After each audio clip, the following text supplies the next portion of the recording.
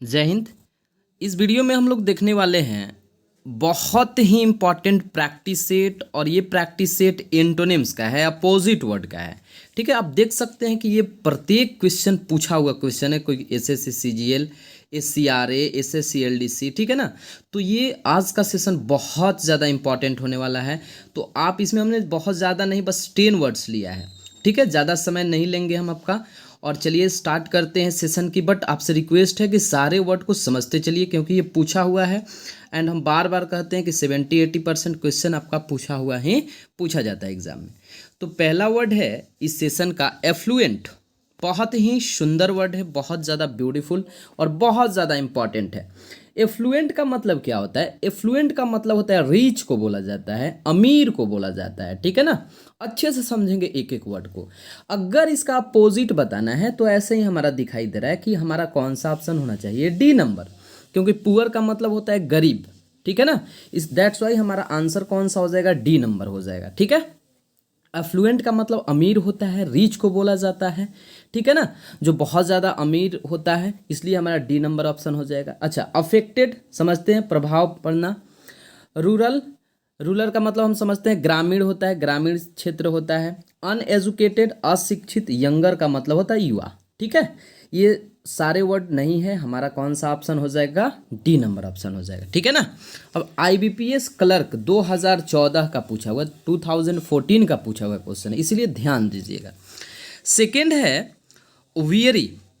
देखिए, वियरी का मतलब क्या होता है? वियरी का मतलब होता है थका हुआ। वियरी का मतलब क्या होता है? थका हुआ। ठीक है ना। अब सारा वर्ड दिया हुआ, देखिए टायरसम का मतलब होता है उबाऊ। जैसे हम नहीं बहुत सारे चीज़ को बार बार करते हैं, उब जाते हैं, तो उसी को बोला जाता है टायरसम। यहाँ दिया हुआ है वियरी, थका हुआ, तो टायरसम। एनर्जेटिक का मतलब क्या होता है? ऊर्जावान। यूज्ड का मतलब समझ ही रहे, प्रयोग किया हुआ। ठीक है ना। और टर्न, देखिए यहाँ कौन सा ऑप्शन हो जाएगा, बी नंबर, एनर्जेटिक हो जाएगा। एसएससी एमटीएस मल्टीटास्किंग पूछा हुआ क्वेश्चन है 2014 में। ठीक है ना, हमारा कौन सा आंसर हो जाएगा, बी नंबर ऑप्शन, एनर्जेटिक। ठीक है। Third, transient. ट्रांजिएंट का मतलब होता है जो मतलब क्षणिक जिसको कहते हैं, मतलब तुरंत के लिए। ठीक है ना, क्षण भर के लिए। ठीक है, ट्रांजिएंट का मतलब होता है जो तुरंत खत्म हो जाए, क्षणिक होता है। ठीक है ना, मतलब जिसका टाइम बहुत ही कम हो।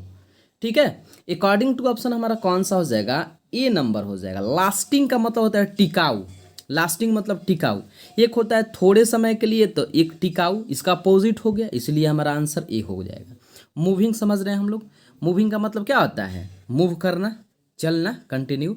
ठीक है ना। अच्छा, परसिस्टेंट का मतलब ये होता है लगातार। ठीक है ना। और एवाइडिंग का मतलब होता है ना मानने वाला, यानी हमारा कौन सा हो जाएगा, ए नंबर हो जाएगा ऑप्शन। ठीक है ना, सारे वर्ड को देखते हुए चलना है ताकि क्लियर होते चले। ठीक है, आइए देखते हैं क्वेश्चन नंबर 4 हम लोग का दिया हुआ है equated. We know very well, ये तो बहुत ही सिंपल वर्ड है जी।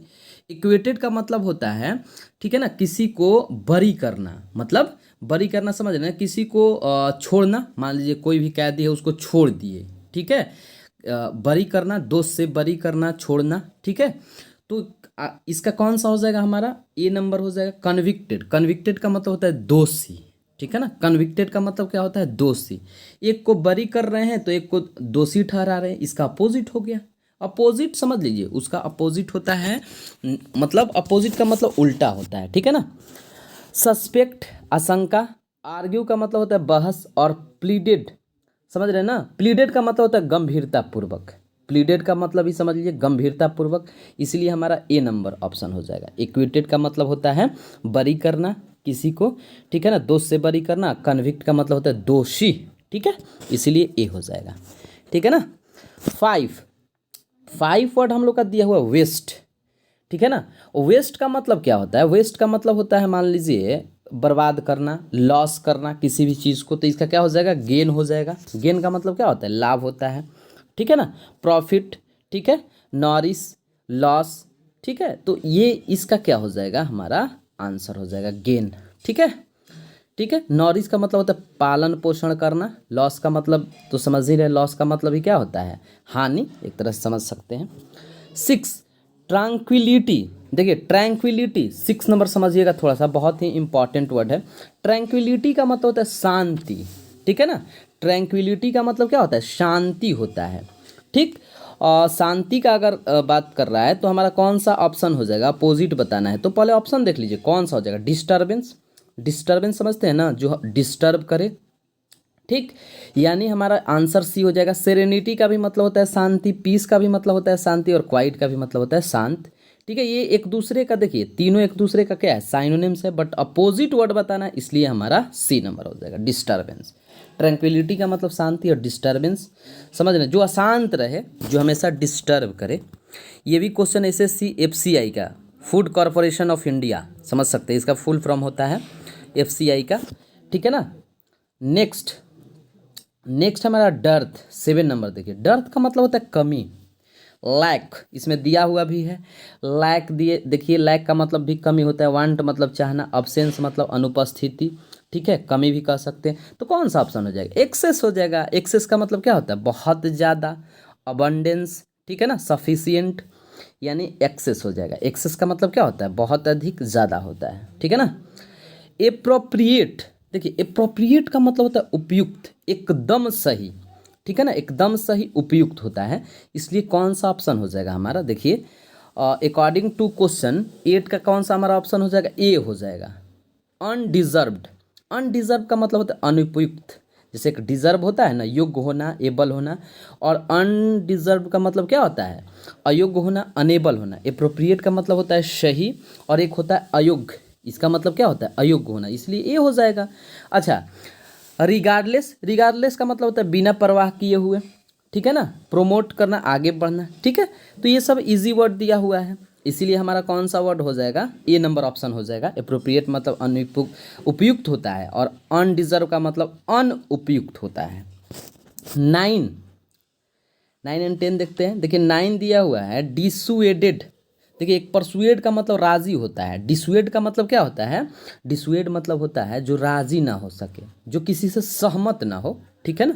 यानी कौन सा हो जाएगा, बहुत ही इजी वर्ड है ये, तो ए हो जाएगा। परसुएड का मतलब क्या होता है, राजी, और डिसुएड का मतलब होता है नाराज होना किसी से, इसीलिए ए नंबर हो जाएगा। प्रिवेंट का मतलब मना करना, डिसएग्री का मतलब भी नाराज होता है, ठीक है। एग्री मतलब क्या होता है, राजी होना होता है, बट परसुएड है, अगर परसुएड नहीं ऑप्शन रहता तो हम एग्री को कर सकते थे, बट यहाँ परसुएड दिया हुआ है, इसलिए हमारा ज़्यादा एप्रोप्रिएट आंसर होगा, ठीक है ना। 10 सप्रेस का मतलब होता है दबाना, ठीक है। सप्रेस का मतलब क्या होता है, दबाना, किसी भी चीज़ को दबाना। जैसे मान लीजिए कोई भी चीज़ आप जानते हैं, बोल नहीं रहे किसी के सामने, ठीक है ना, उसी को सप्रेस कहते हैं, ठीक है ना। और रिवील का मतलब होता है उजागर करना, किसी भी बात को प्रकाशित में करना, ठीक है। तो ए नंबर ऑप्शन हो जाएगा। इंक्रीज का मतलब होता है बढ़ाना, एक्सप्लेन मतलब वर्णन करना, एंड ओपन मतलब खोलना, ठीक है ना। ये भी हमारा देखिए एसएससी सीजीएल का पूछा हुआ, कंबाइंड ग्रेजुएट लेवल। और पिछला क्वेश्चन भी एससीआरए रेलवे का सबसे बड़ा एग्जाम होता था, पहले होता था, अब हालांकि बंद हो गया है, ठीक है। अब एसएससी सीजीएल का मतलब होता है कंबाइंड ग्रेजुएट लेवल, बहुत ही अच्छा एग्जाम होता है, हाई लेवल का एग्जाम होता है, उसमें भी पूछा हुआ क्वेश्चन है ये सप्रेस का। आप समझ सकते हैं कि ये बहुत ज़्यादा इंपॉर्टेंट वर्ड है। आप एक बार कमेंट करके ज़रूर बताइए कि आपको ये सेशन कैसा लगा। कहीं यदि प्रॉब्लम भी हो तो आप कमेंट बॉक्स में कमेंट कर सकते हैं। चलिए मिलते हैं नेक्स्ट सेशन में। जय हिंद।